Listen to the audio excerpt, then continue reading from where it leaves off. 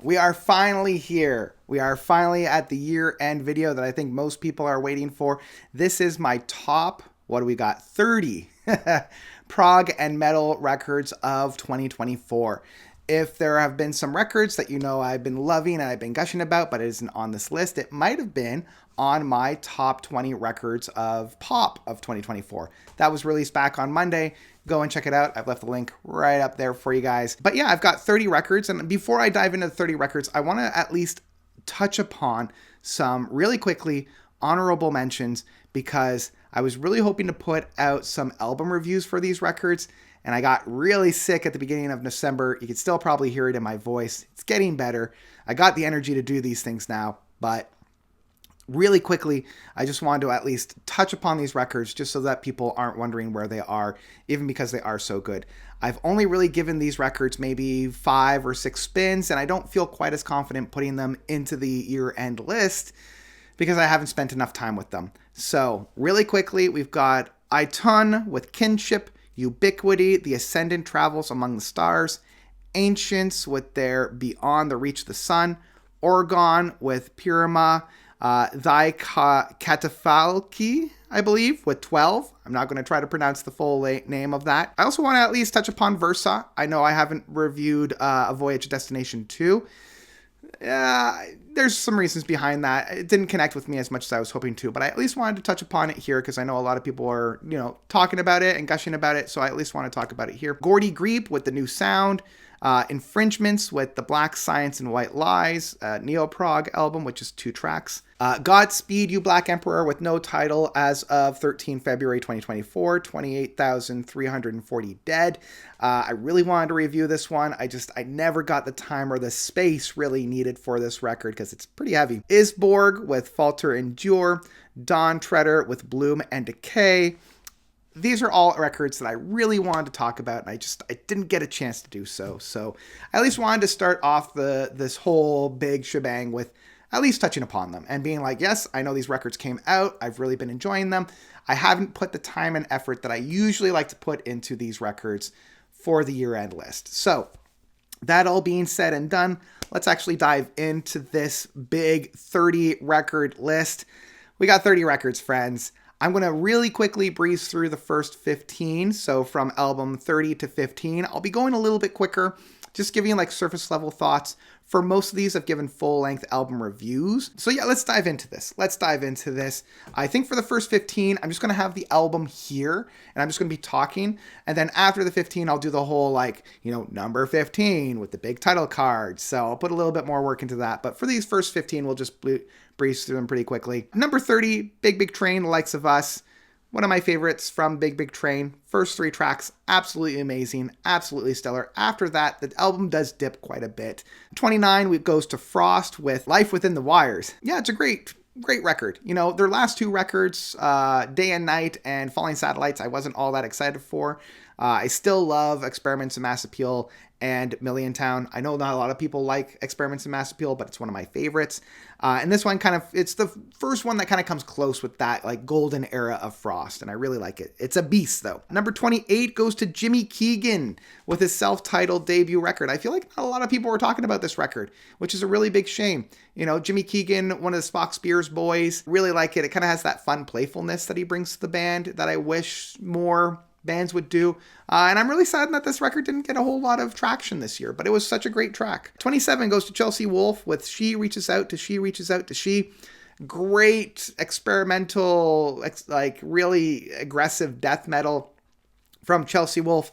Love this record. I love what she was doing with some of her collabs a couple years ago. And this one was just an outstanding work. Really love this one. 26 goes to Firebird by the Dirt Poor Robins. Kind of been on the fence for Dirt Poor Robins, but this one really, really surprised me. I love how they tie it up with the concept of the Firebird, and those last 2 tracks just hit me really hard with the whole bringing into the fold of the Firebird suite from Igor Stravinsky. Really love that one. It's a really great time. 25 goes to the Haven of Echoes with their album of Memento Vivere. I wasn't a big fan of Haven of Echoes' first record, but this one kind of proves to me that, A, they actually have some really good stuff behind them. Coming in at number 24, we've got King Crow with Hopium. Leprous let me down this year, and Leprous has actually let me down for the last 5 years, if I'm being perfectly honest. But King Crow is here to pick back up. This was the styling of Leprous that I absolutely love, but they're able to stand kind of on their 2 feet without just being this complete carbon copy. Really enjoyed this one, and if you, like me, were a little disappointed about Leprous's last album, then I would really recommend giving this one a try. Number 23 goes to Ingurgitating Oblivion with their anthology of Not. If you're looking for some aggressive, extreme, experimental, just absolutely brutal, mind screw, what the hell am I even listening to metal, give Ingurgitating Oblivion a try. Trust me, this one, if you're in the right mind space, is a fantastic record. If you're not in the right mind space, this one is going to aggravate you to no end. So I really liked it. I thought it was a great time. I would recommend checking it out. Number 22 goes to Anubis with their The Unforgivable. Love a good, kind of 1-track record that's kind of split up throughout the track lengths on this one. Great neo-prog. I will always champion neo-prog. It's one of my favorite expressions within the the progressive rock genre. And this was a great time. It brought me back to Spirit from Comedy of Errors, which is one of my all-time favorites. Love the concept, love the music. And Anubis, with their Homelessness, I think was their last record. That one really was a stinker. And especially coming off of the heels of banger after banger after banger after banger of albums. Yeah, I feel like the band is back, and I feel like Hopelessness was just more of a misstep rather than a new direction. All right, number 21 goes to Whom Gods Destroy with Insanium, debut record. I know not a lot of people like this one. It's very paint by numbers, very, stereotypical progressive metal. A lot of people feel like this is a style that has kind of gone out of style. But I loved it. There was just something so fun about it. It reminded me of Michael Romeo's record from last year or the year before, War of the Worlds Part 2. Yeah, if you're craving that Symphony X style of progressive metal, I would check this one out. This one was a lot of fun and one that I kept coming back to. Number 20 goes to Azure with Thim. Another great record. This one was a long one. This is a bit of a beast, but this was my favorite record in this kind of a vein. The concept, the album itself comes with a whole map. It's like a D&D campaign practically. The story is so much fun. It's an absolute great time. Let's go to number 19 with Stephen Hackett and the Circus and the Night Whale, his first concept record pretty much since his debut. Really like this one. It was a little bit of a return to form. I felt like his last 5 records were just kind of treading water. I felt like after Wolflight, one of my favorites from him, I felt like after Wolflight, I just felt like it was just him treading water. It was just kind of carbon copies. He was just doing what he had always been doing before without really stretching his legs or trying something new. And I felt like the Circus and the Night Whale was one of the first ones that I actually started to do that. I love the concept. I love the story. Steve Hackett, once again, shows that he's a master of the guitar, even though he's getting up there in age. A lot of guitarists at this point would just kind of take a little bit of a step back and maybe, chill out for a little bit. But no, he's still showing that he's got that master. He's doing a great job. So really love this one. 18 goes to Ritual and the Story of Mr. Bog Part 1. Great progressive rock stuff, paint by numbers progressive rock. This is that kind of eclectic stuff that I was really hoping from a lot of bands lately. The only reason why it's not any higher is it feels like the first half of a record, so really hoping for, that part 2 to kind of solidify and finish off everything. But I absolutely loved it. It's got so many great bangers. It's a really solid record. Number 17 is Wrongbird with Don't Quote Me on That. The only reason why this one's a little bit higher than as yours was is that it's a little bit more self-contained. It's not quite as grand. It's not quite as epic. It's a little bit easier to just kind of sit down and put on. But man, this album is so much fun. It's just so fun and one that I kept coming back to. Number 16 goes to Mirr with Wheels Within Wheels. I know my buddy Nathan on Shuffled loves Mirr, and Mirr's one of his favorites. The first 2 records from them, I'm like, it's fine, it's all right. But this one, there's just something about this one, Wheels Within Wheels, that kept me coming back for more. I feel like this is finally the band coming into their own. I feel like this is them really picking up that mantle and playing with it. And they're not just kind of doing a copy and paste from what they were doing in the past. I really felt myself coming back to this record quite a bit. Number 15, after this, we'll do the whole title card sequence. Number 15 comes to us from Blood Incantation with Absolute Elsewhere. This was one that just, it really blew me away. Like, a Blood Incantation, I found out about them with their Vaporwave Time or Time Vaporwave album that they put out a couple years ago. That was purely instrumental, ambient, very, like, synth wave stuff. And I feel like this is them taking that and bringing it into more of that tech death metal. And it's just an absolute delight. You know, the passages of the aggression pairs very well with more mellow side of things. And they're even using the masters of Tangerine Dream at a couple of points on this record. Great record, and one that I would highly recommend. All right, these last 15, starting with number 14, I'm going to do the whole title card. So let's start this off with number 14, Opeth, Last Will and Testament. Really, there was something special about this record that I didn't quite connect with on the first handful of listens. The more I listened to this record, the more I found myself loving it. I still would say that it's not quite as good as Ancautum Venenum or Pale Communion, but it's definitely streets ahead of Sorceress and Heritage. And it's kind of the band once again reevaluating themselves and reinventing themselves. And that's one of the things that I absolutely love about Opeth. And I feel like a lot of people that didn't like this album was like, oh, well, it's either not as hard or it's not as jazzy or it's not as proggy. But for me, I feel like they were taking just enough of each and trying something new on this record. And that's something that I will always applaud Opeth for, is not being afraid to try something new. So I highly recommend that one. Really enjoyed that one. And I feel like this one will age quite well. Number 13, Matter and Time by Lori Pora, Dallas Stavleski, Ventan Vanderhosterskeen, oh boy, and Stephen Fry. This was a late addition to the list. This one kind of came out of nowhere for me. My buddy Ian over at Rhyme Signatures recommended it to me, and he was just like, Guy, just go ahead and listen to it. I'm not going to give you any context. And it is an absolute treat. You know, it's basically kind of like the history of the universe from its kind of like the Big Bang all the way until like the final heat death. And there's just like a little sliver right in the middle where the human race pops in. And I absolutely loved it. A lot of it is narrated by Stephen Fry, which he's got like the voices of an angel. You know, it's like sweet as honey. And it's really just like this experimental, big, symphonic, kind of rock, kind of pop expression. Like it kind of reminded me of what like the Parasocial Orchestra was doing a couple years ago. And I really wish that more records would do this. The ending is kind of an interesting take, you know, but I enjoyed it. I thought it was great. And it was enough to be quite high on my year-end list. Number 12, Sleep Makes Waves. It's here, but I have no name for it. This was another early edition for me. Really loved that kind of like post-rock aspect of it. Like this was the kind of music that I was really hoping that Explosions in the Sky would do. If they wanted to kind of break away from that Explosions in the Sky mold and really try something different, I feel like this is kind of what we would get. I love how they infuse a little bit more of that rock aspect within the post-rock. I love how like meaty, and I don't want to necessarily say aggression, but it's got that flow and it's got that oomph that I really enjoyed. This was one that I absolutely loved and one that I kept coming back to when I needed a good vibe.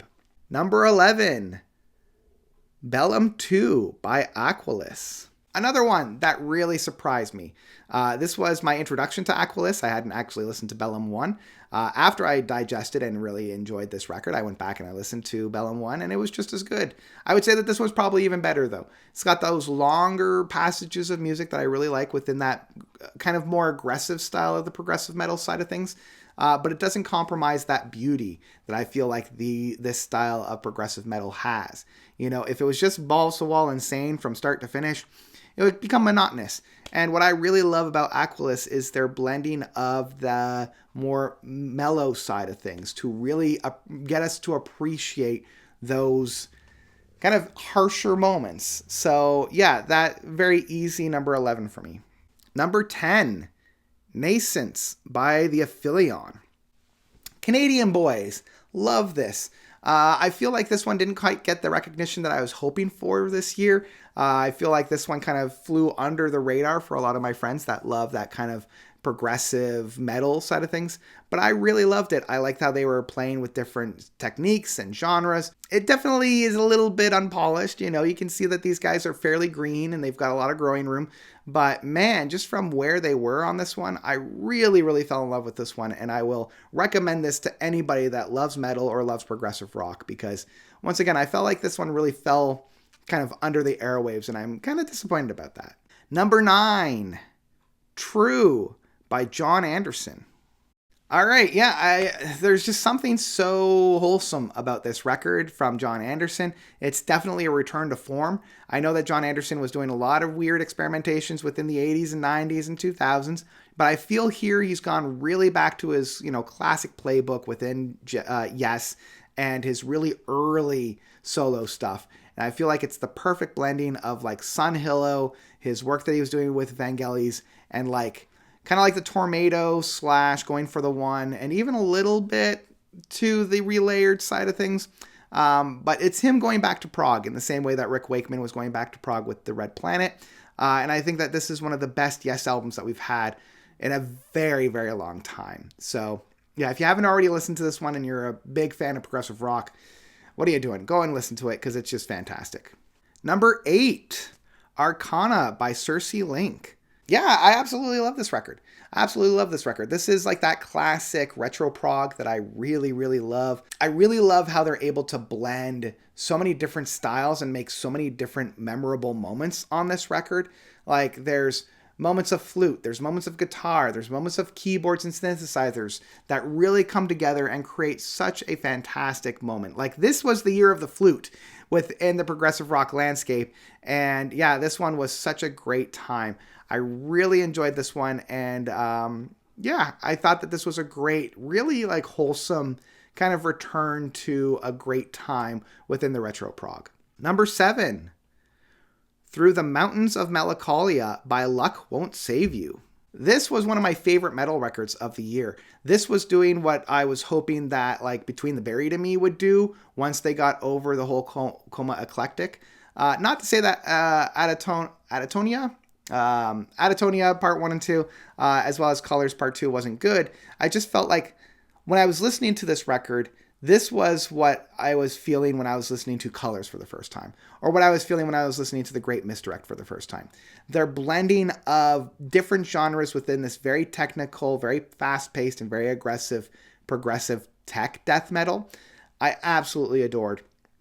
I kept coming back to this one quite often, and from start to finish, it was so solid that I couldn't put it down. So I absolutely love this one. If you're a fan of Between the Buried and Me, if you're a fan of Hackett, and you were just hoping for a little bit more and you haven't had that within a while, go and check this one out. I think you'll really enjoy this one.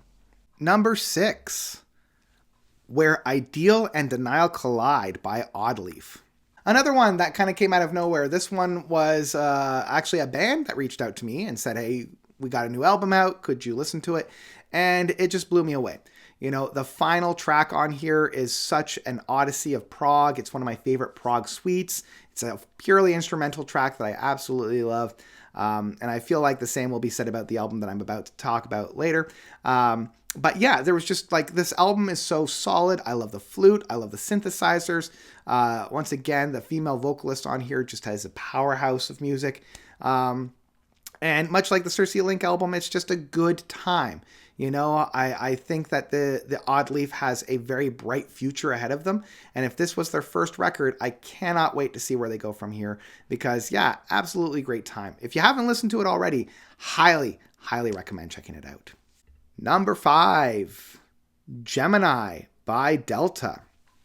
Okay, we're coming into the top 5, the top big 5 records of prog and metal. It's starting it off with a metal record from Delta. Man, what an album. What an album. The final 2 tracks off of this are some of my favorite pieces of music this year. That final track just like hits me so hard. It gets me I get like that air fisting of just like, yes, yes, yes, yes. And I wish that more bands this year had those moments of that absolute affirmation of music for me. It's like, this is why I love music. This is why I love music, and I want more of it. So, yeah, absolutely adored this record. The only thing I would say is that I wish that the final track was a little bit longer, because no good track is long enough. And yeah, I absolutely love that one. So that's my number 5. Let's move on to number 4. Number 4, Garden Electric by Jupiter Fungus. Absolutely love this one. This is that kind of eclectic prog that I absolutely adore. This is one of the few cases where I can't really even think of like other bands that I can compare it to because of how unique they sound. It's definitely a little bit of that throwback of like the early to mid 70s prog that we would get with, a little bit of like the second or third wave of progressive rock. But man, like, I was feeling the same kind of feelings that I would get with like Engelhard with their Hybris record, where it was just like, this music is so good. I wish more people would listen to it, because I just could not get over how good it was.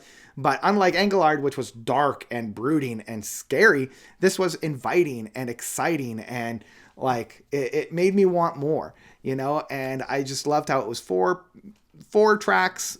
All of them are very meaty, and we're getting flavors of like psychedelic side of things, early Jethro Tull, early Deep Purple, early Uriah Heep, but we've got that same kind of energy that like later acts would have, like mid-career of Deep Purple, a little bit more of like that mid-era of Jethro Tull.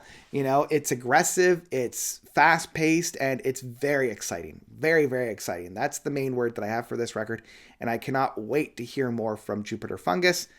It's an absolute treat. Absolute treat. Number 3, Mirr by Mirr. Another self-titled debut record. Man, the debut records this year have been just outstanding. I felt like the metal specifically was really, really good. And man, this one really takes the cake. This one was so friggin' good. This one would probably be higher if it had came out earlier this year. It took everything that I loved of like the Devin Townsend project, of like a Terria or a Synkestria, or even like Ocean Machine, where you've got this massive, huge, symphonic, big wall of noise, with it being so well produced that it didn't feel like anything was getting lost in the shuffle.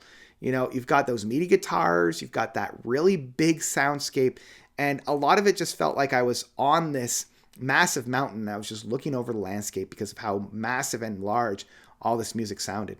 So yeah, if you haven't heard Mirr yet, absolutely give it a listen. The only criticism that I have is that the, album artwork leaves a lot to the imagination. It doesn't really represent the music that's found on here.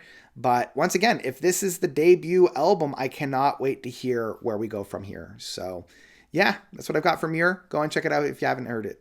Number 2, Mannequin by Kairos. All right, these last two records really are like, it's so close. It really is so close of which one I like more. But at the end of the day, I had to give the runner up to Kairos for Mannequin. This album has some of my favorite tracks of the year. It's got that 80s electronic, excitable like energy, but paired with the experimentation and the instrumentation of the kind of the prog wave that we're getting now. It's immediate. It's so inviting as well. Like I find with so many progressive rock albums that I love, it can be a little bit of a jagged pill, especially for the new listener. Whereas this is like, nah, man, come on in. The water's warm. It's a good time. It's a good time. We've got cookies in the back, and it's just so inviting. It's absolutely inviting. And yeah, this album was the one that I kept coming back to, probably more so than any other record this year, just because of how good vibes it feels. It's such a good time. It was almost a coin flip of which one I wanted to put at number 1, and this one, unfortunately, just the only reason why it's not number 1 is that I'm really hoping for like that 20-minute epic. Even I would satisfied for like a 15 or 10-minute epic. I'm more excited for where Kairos is going to go. So that's why it's number 2. Highly, highly recommend. Highly recommend. Just because it's number 2 doesn't mean that it isn't number 1 in my heart, because they're both my number 1s. But unfortunately, like I said, there can only be number 1. So let's talk about my number 1 prog or metal record of the year. Let's go into it. Number 1, Reconciliation by Elmo. Yeah, there can only be one. There can only be one, and this year is going to Elmo for Reconciliation. From start to finish, this album is just absolutely solid, and that at the end of the day, that's what won it out for me. It was like, which album from start to finish is more solid? And as much as I loved Mannequin from Kairos, it wasn't as solid from start to finish, whereas Elmo with Reconciliation was solid from start to finish. Not only does the album have these amazing bite-sized chunks of great progressive metal, it ends with a 20-minute epic, the title track on here that is probably my favorite track of the year. It's got everything that I want from music, not only within progressive rock or metal, but just music overall. It's exciting, it's different, it takes what I love and improves upon it. There were moments on here that you could have said, yeah, that's a Between the Buried and Me, or yeah, that's a Hackett, or oh, that's Dream Theater. Take your pick of whatever big progressive rock or progressive metal band you want to. But there was just something so inviting and something so exciting about this record that kept me coming back for more. And that title track at the end just really solidified it for me. So that's why it's my number one. It's got to go to somebody, and that's my number one album of metal or prog, and that's where we've got. So, for those of you that have been paying attention, I've done two lists, a prog list and a pop list. If you want to see my final list, that's coming out on Friday, and that's going to be these two lists kind of shoved together, where I've got kind of an intermixing. So if you want to find out what really is my number one album of the year, is it Elmo? Is it some of the albums that I have mentioned within my pop? Check that out on Friday to get my final list of the year. And I hope you'll tune into that. And yeah, that's what I've got. I hope you guys enjoyed what were some metal and prog records from this year that you've enjoyed, that you've loved. How does it stack up to my list? How was I wrong? How was I right? Please let me know all about that by commenting down below. And that's what I've got for you guys today. So I hope you will tune in on Friday for my final list. I hope you guys have tuned into my Monday list for all my pop records. And I hope you guys are doing well. I hope you guys are staying safe. I hope you guys are staying healthy. And I hope that your 2024 has treated you well. And I hope that 2025 will treat you even better. And for that, I'm going to leave you with, thank you all so much for watching. As always, you guys are definitely the best. And until next time, notes out.